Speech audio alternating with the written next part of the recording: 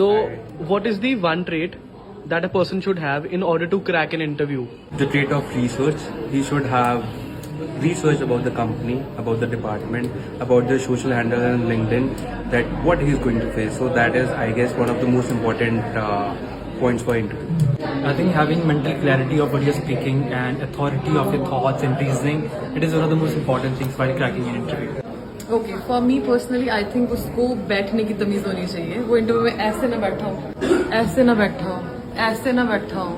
तो if he sitting like ऐसा nicely may be like this, वो मेरे को एक ट्रेट है जो I really like. Active listener होना चाहिए.